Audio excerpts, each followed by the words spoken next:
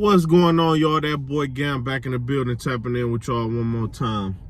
I just wanted to get on here and talk about something that happened to me in my Turo business, right? Now, I'm going to talk about today what happens if you rent your car out to somebody on Turo and that person gets into an accident and it's their fault.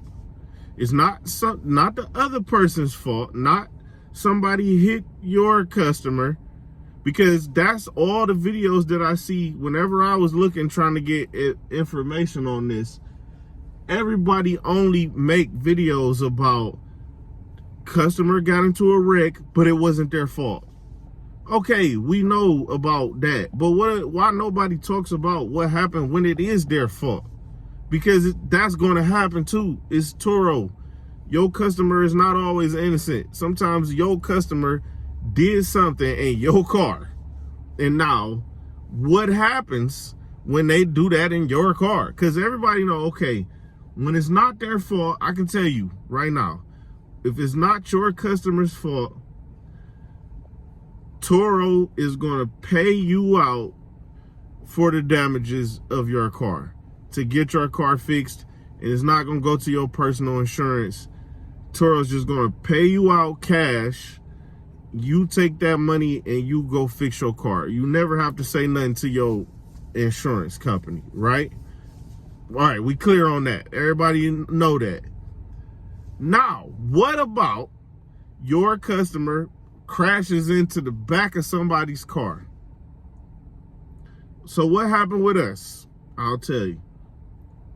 Our customer, first Turo ride ever that he ever did. First time he ever taken a Turo, renting from Turo. He picks up the car. Couple hours after picking it up, he calls me and says, "Oh, well, I crashed your car." Kind of nonchalantly said, "I crashed your car." And it's a brand new car, right? Brand new.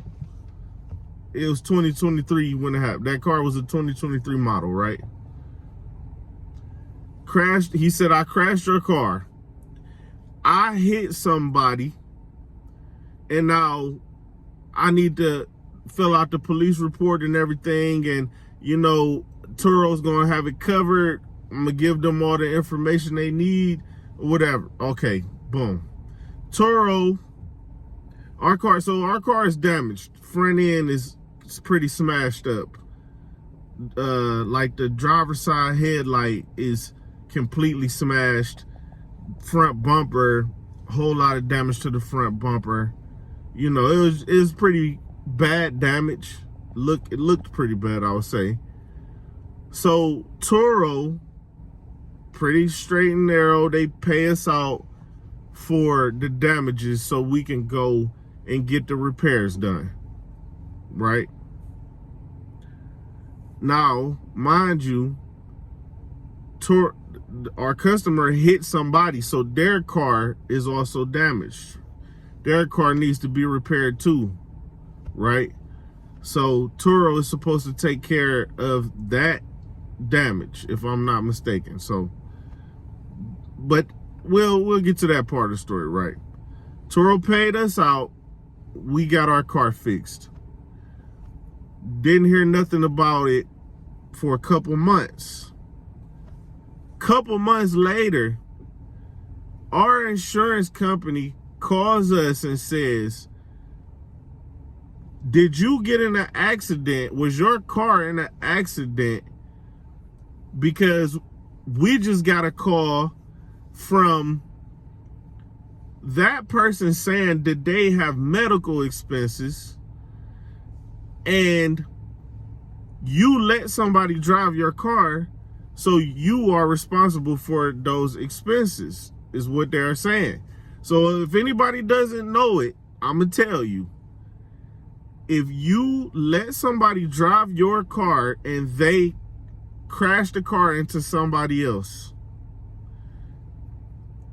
it is not based off of their insurance to cover. The person who's driving your car, if they tell you, "Oh, I have insurance," that insurance does not cover that. It's your insurance because it was your car. It doesn't matter if you was driving it or somebody else was driving it. Your car was in an accident, so you are going to be the one who your insurance is going to be responsible for that. I didn't know that exactly before this happened. So they're telling us this person is claiming that they got hurt and their insurance and now you basically are liable for those expenses. Your insurance company is going to have to cover those expenses. That's what they're basically telling us, right? And so at this point, now I'm thinking, wait a minute, no, because how would that be fair? How would I feel safe to rent my car out on Turo, knowing that if anybody crashes into somebody else, then it's going to come and affect my personal insurance, which they might drop me or raise my rates a lot. Whoever knows, whatever. So I'm like, they call me and tell me that. So I'm like, wait a minute, but I'm going to get back to you because I need to look into some things. So I'm calling Turo, emailing, calling. They just keep saying, we're going to get back to you. We're going to get back to you. They're taking very long because you can't call them. You can just send them an email and wait for them to call you. So what ended up happening, because it got to the point where now my insurance company has waited for a while. They didn't hear back yet. So they're like, look, what's going on? We just telling you, you probably gonna have to be responsible for these expenses, and your insurance company is gonna have to pay. So I'm thinking, hold on, okay.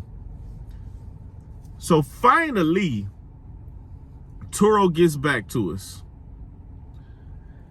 And what they say is, sorry for the holdup or whatever. We're sorry we kept you waiting.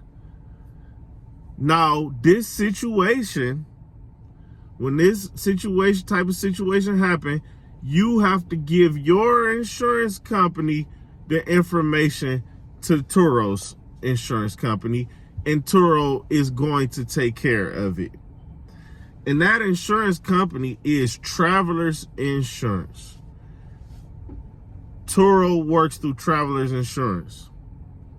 So if anything like this ever happens to you, you have to give your insurance, you have to give Travelers, you have to give that information to your insurance company. It's gonna have it's gonna have like the policy number or the, it's gonna have the case number and stuff like that. You give them all of that stuff, but do not let it go through your personal insurance, because that's not how it's supposed to go. It's supposed to go through Travelers Insurance that Turo already has in place for these type of situations. So if you like me and you going through this and you don't have any answers, nobody's telling you the real answers, that's what you got to do. So y'all go ahead and subscribe to the channel. Till next time, y'all, Gam tapping out.